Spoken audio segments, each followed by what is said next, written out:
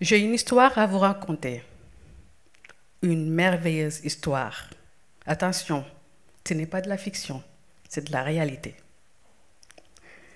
J'ai rencontré une femme,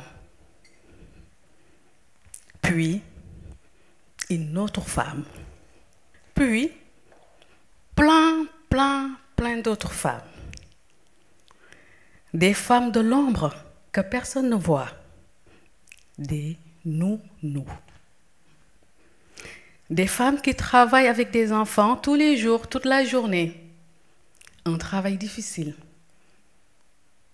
avec beaucoup de responsabilités, mais presque invisible.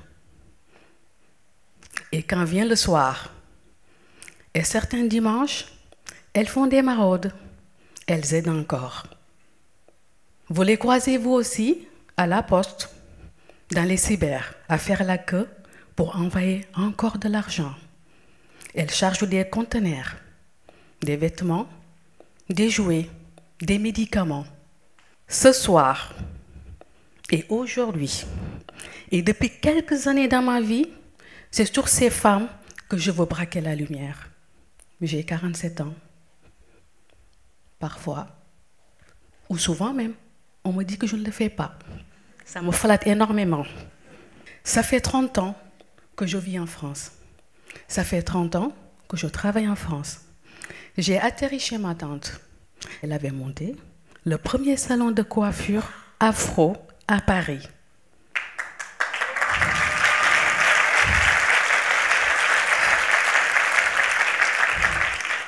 Attention, faites attention, ce n'était pas à Château-d'Eau, ni à Barbès, ni à Château-Rouge. Non, non, non. Dans les années 80, ça se passait dans le 11e arrondissement à la rue Saint-Maur. Moi, je l'aidais dans son salon et je gardais ses enfants. Elle a coiffé Yannick Noah, c'est du sérieux. Et d'autres artistes qui venaient d'Afrique. Moi, à côté d'elle,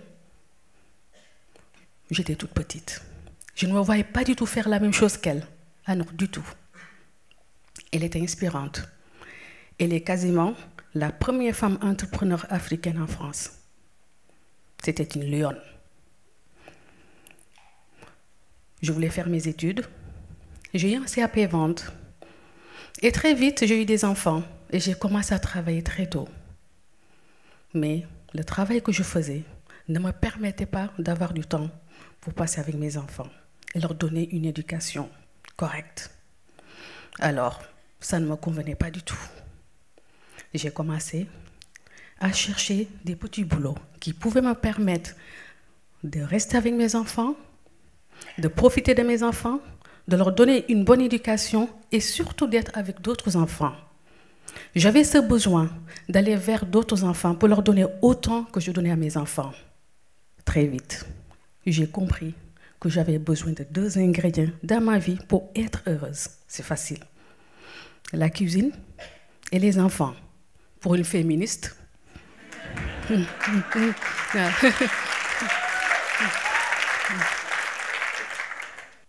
30 ans de vie professionnelle.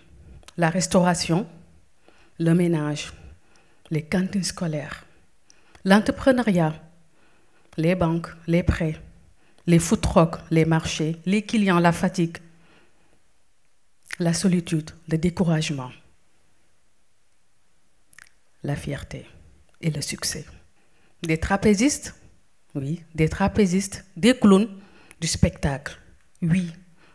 6 ans dans un cirque à garder des enfants, les enfants des artistes, et nourrir toute la troupe.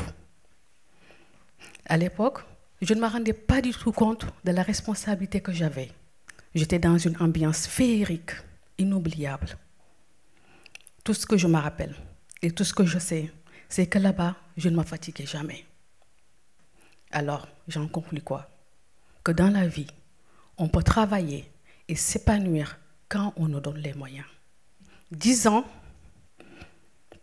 plus tard, retour à la réalité. Un jour, une rencontre, une famille extraordinaire, avec un petit garçon avec des yeux pétillants et sa grande sœur de 2 ans et demi. En quelques semaines, On crée la confiance avec le père, la mère, les enfants et même les grands-parents. Quand j'avais une question, j'allais au QG des nounous. Vous savez, au parc. C'est le seul endroit où les nounous se rencontrent, échangent les bonnes pratiques, discutent, sortent de l'isolement et surtout se posent énormément de questions. Mais souvent des questions sans réponse. Un jour, je croise une nounou que je souhaite un bon week-end. Elle me dit, génial, merci, mais demain j'ai une formation. Ah bon? Vous vous formez sur quoi? J'apprends l'anglais. Mais c'est cool. Mais ça risque de vous coûter très très cher. Non, Aminata. J'utilise mon DIF, connu aujourd'hui sous le nom de CPF. 20 ans que je travaille en France, je n'ai jamais entendu ce mot. Alors, je prends les coordonnées. Le lundi, j'appelle le centre de formation.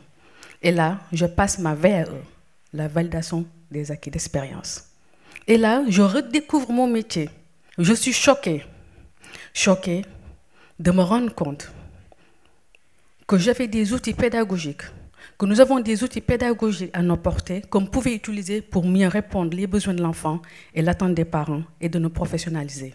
J'étais frustrée, presque en colère de ne pas avoir l'information, ni avoir le temps d'aller le chercher. Aucune piste. J'étais encore plus choquée quand je me rends compte tout de suite après que les parents et les nounous n'étaient pas non plus au courant. Et j'en conclus quoi? En fait, nous étions dans un secteur complètement où parents et nounous sont isolés. Pour moi, c'était très important. Pendant ces 8 années passées dans cette famille, j'ai commencé à réfléchir et comprendre ce qui n'allait pas dans le secteur. Et surtout à réfléchir comment il faut le changer. Mais en étant seul, on a une peur qui nous envahit. On n'est même pas sûr que les gens pourront nous comprendre. Petit résumé. Prenons le côté parent employeur. Ce n'est pas sa faute. Il n'est pas accompagné. Il est forcé d'être employeur malgré lui-même. Plan A, c'est la crèche. Plan B, c'est la stand maternelle. C'est cette personne qui a un agrément et qui travaille dans son domicile et qui garde des enfants. Plan C, c'est la nounou. C'est cette personne qui n'a pas un agrément, mais qui garde les enfants dans le domicile des parents. Donc, quoi qu'il en soit, la nounou, pour le parent qui ne connaît pas, c'est le dernier choix. Et pourtant, pratique. Donc, puisque la nounou est en dépannage, on n'investit pas. On ne connaît pas le diplôme, on ne connaît pas les moyens de recrutement, on ne connaît pas la démarche administrative qui est assez lourde pour les parents. Enfin bref, nous sommes des mauvais employeurs. Et on fait comme si ça n'avait pas un impact sur l'enfant.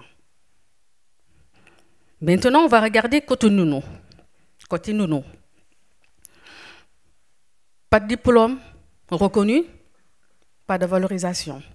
Les parents peuvent nous lâcher du jour au lendemain parce qu'on a trouvé une nounou beaucoup moins chère, une nounou qui va faire plus de ménage, ou les deux, et qui a une autre langue.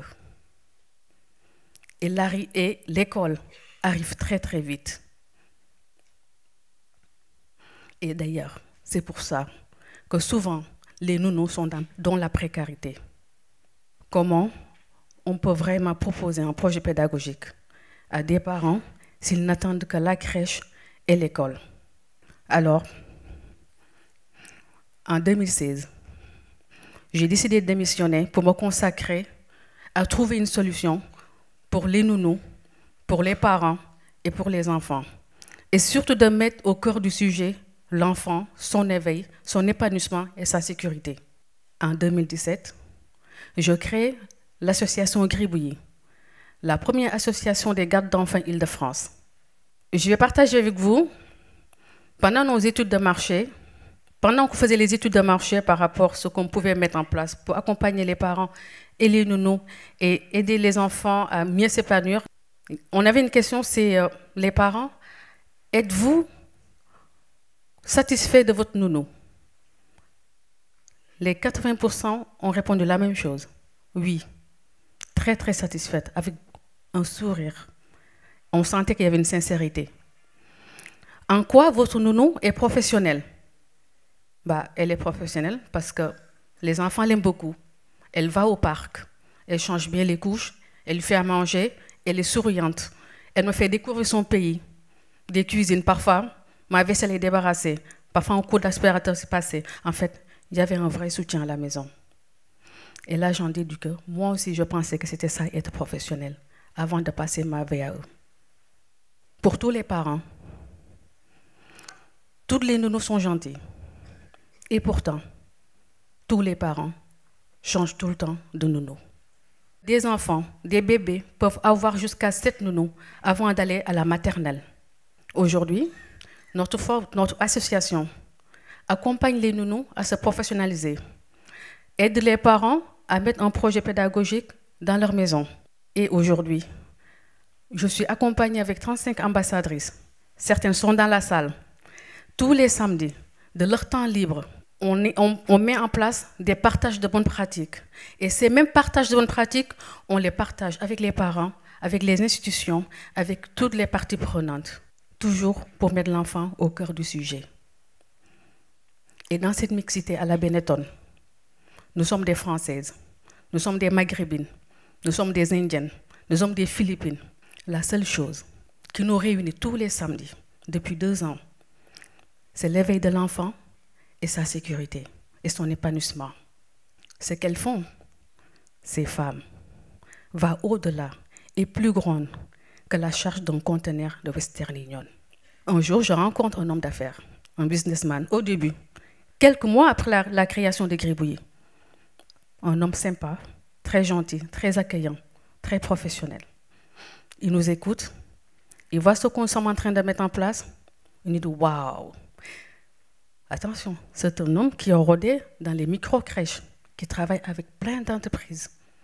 Ce qu'il nous révèle, c'est, en fin de compte, ce que vous êtes en train de faire, aujourd'hui va répondre le problème de tout employeur et collaborateur pour leur permettre de concilier leur vie professionnelle et personnelle.